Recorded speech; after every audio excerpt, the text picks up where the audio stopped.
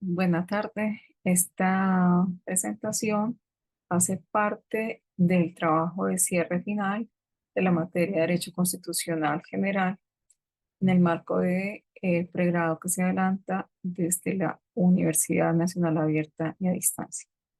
El grupo está conformado por Junior Solipa Ramos y Claudia Patricia Herrera Gaviria. Abordaremos los aspectos mencionados en la guía eh, en torno a nuevo constitucionalismo europeo y nuevo constitucionalismo latinoamericano. Y dentro de eso daremos las miradas tendientes a los diversos temas que se tratarán a lo largo del curso. Una primera parte, conceptos básicos de derecho constitucional general, posteriormente conceptos de constitucionalismo y constitución, posteriormente sistemas parlamentarios y presidencialistas, y cerraremos con el surgimiento del nuevo constitucionalismo en Europa y el surgimiento de los derechos humanos y su categorización a partir de la Constitución Política de 1991 en Colombia. Buenas noches para todos y todas, compañera y instructora o docente. El día de hoy voy a hablar sobre el nuevo constitucionalismo latinoamericano y el nuevo constitucionalismo europeo. Si bien los dos continentes han tenido ciertas relaciones históricas, primero porque el continente europeo creo lo que fueron colonias en el continente latinoamericano.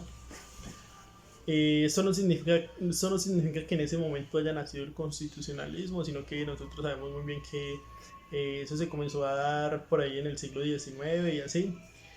Pero realmente el nuevo constitucionalismo nació después de la Segunda Guerra Mundial, cuando ya se dio cuenta el mundo realmente las diferentes crisis políticas, económicas y sociales que estaban sucediendo. Se decidió renovar esa parte del constitucionalismo.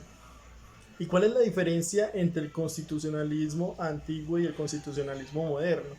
Y es que si bien ya se tenían regidas unas normas, la creación de normas, leyes, estamentos, constituciones y demás, en este nuevo constitucionalismo se dio un enfoque un poco más humano, un poco más social, un poco más de seguridad jurídica y de seguridad política y de pluralidad, diversidad y demás.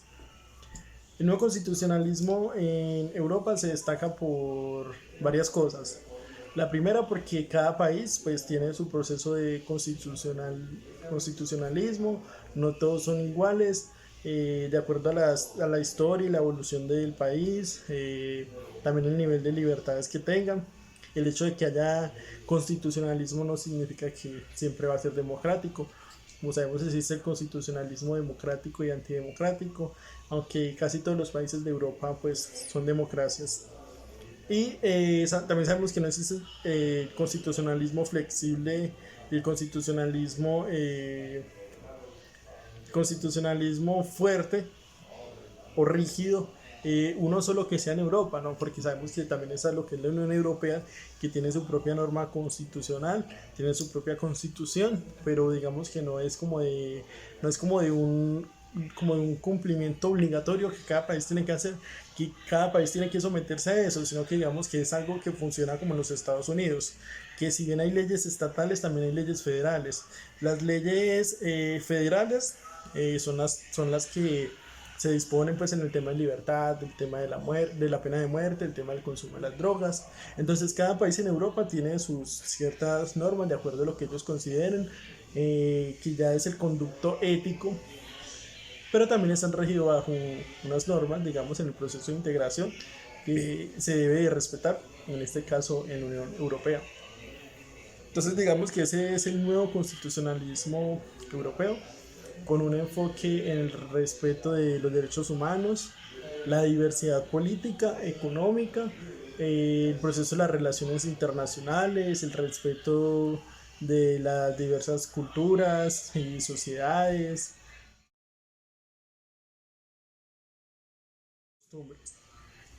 En el caso latinoamericano pasa algo similar, pero no muy aparte de lo de Europa. Por ejemplo, en el caso latinoamericano nos constituimos porque también después de los años 1800 comenzaron lo que fue las diversas independencias de las repúblicas que se constituyeron como países independientes de la corona española. Entonces también comenzaron a hacer sus constituciones políticas, como el caso de Colombia, que llegó a tener varias constituciones políticas en 1810 a 1815. También tuvo lo que fue la constitución de Río Negro, también tuvo lo que fue la constitución de Cundinamarca y distintas constituciones, hasta que llega también la constitución de 1886 y la de 1991. Pero en el caso latinoamericano se distingue porque es una lucha contra la desigualdad social, una lucha por la promoción de la equidad, por la promoción de la justicia social, de la integración de los países latinoamericanos y de los países suramericanos, que en los diferentes procesos de integración nosotros vemos que eso se está dando muy bien y que América Latina y el Sur son muy fuertes en diferentes procesos democráticos. Y en estos momentos el continente, o digamos Latinoamérica, sobre todo Sudamérica, está pasando por diferentes transiciones políticas. En algún momento sí, hemos sido liberales, en otros conservadores, en otros han sido países de derecha, de izquierdas, digamos que otra vez está reviviendo lo que fue la marea rosa en algún tiempo, que eran gobiernos de izquierda. También pasó algo como el fenómeno de Milei en Argentina, y si entonces están habiendo ciertas transiciones políticas, también diferentes proyectos constituyentes, como en Colombia que ya hubo uno en 1991, como en Venezuela que aunque no es una constituyente que digamos que respete mucho la separación de poderes, que esa es la característica del constitucionalismo, o sea, también se tiene un proceso de constitución, y Chile que trató de aprobar una constitución en el 2022. Entonces digamos que esas son las transiciones, las diferencias y las similitudes. Sin embargo, también hay lo que es la inclusión y el respeto de los derechos humanos, y también estamos metidos en lo que es la nueva agenda de los la agenda de las metas del desarrollo sostenible con la ONU. Entonces digamos que estamos en todo eso, los países constitucionalistas, el respeto a la democracia y la separación de poderes como lo promovía John Locke, Maquiavelo y diferentes personas de la historia política, social y económica del mundo. Sistemas parlamentarios y presidencialistas comparten el objetivo de establecer gobiernos democráticos y representativos, difieren en sus estructuras y dinámicas, lo que impacta significativamente en la forma en que se ejerce el poder.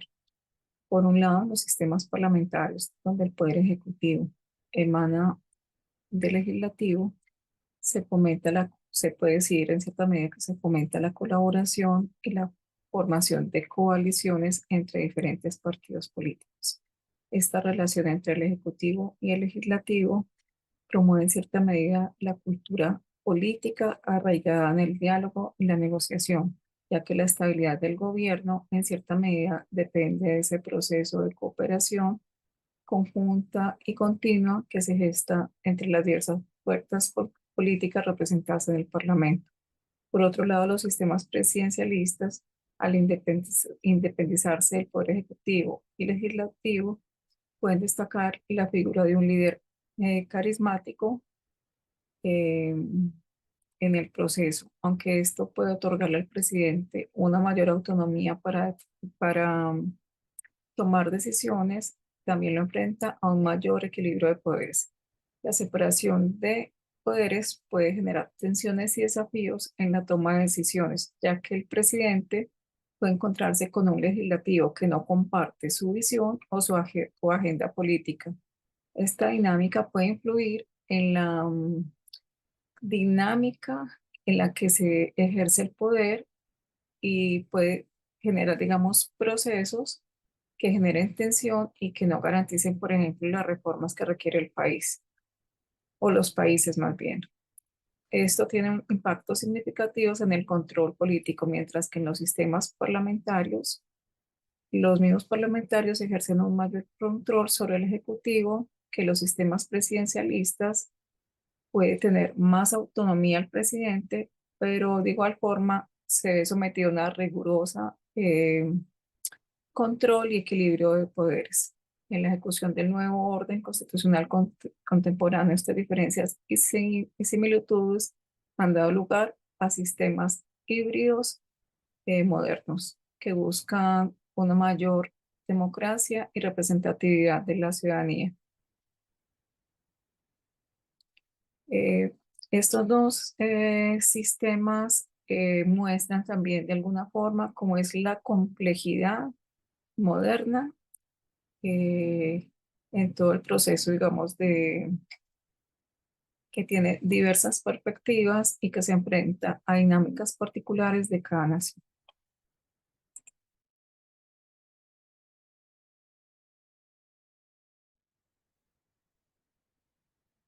Surgimiento del nuevo constitucionalismo en Europa y Latinoamérica ha significado un cambio significativo en la manera en que se conciben y protegen los derechos humanos en el ámbito jurídico y político.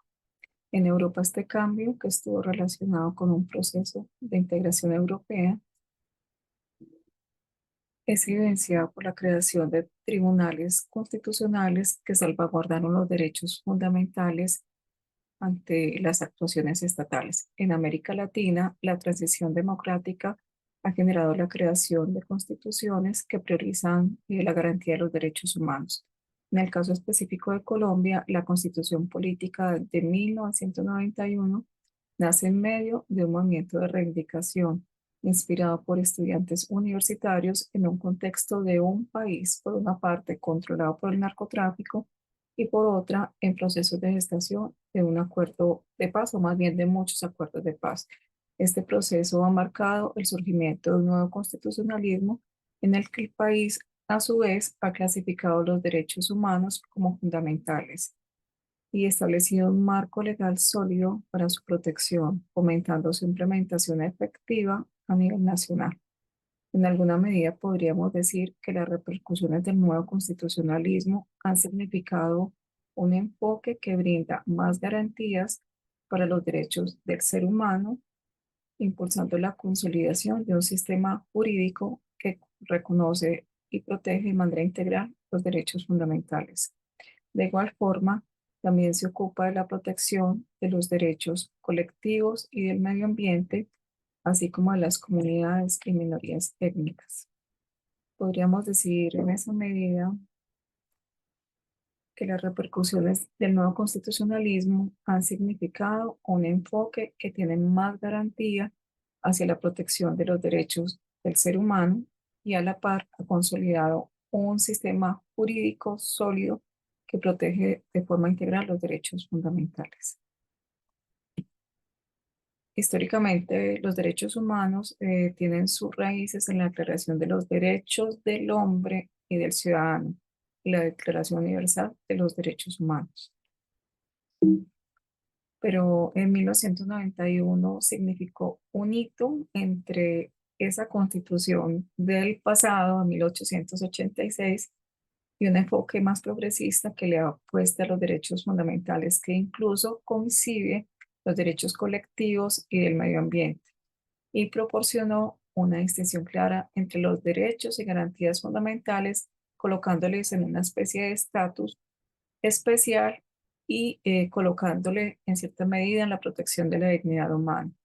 De igual forma, la Carta Constitucional de 1991 incorporó diversos tratados de derechos humanos en el ámbito jurídico colombiano, reforzando de esta forma la obligación del Estado de garantizar los derechos humanos.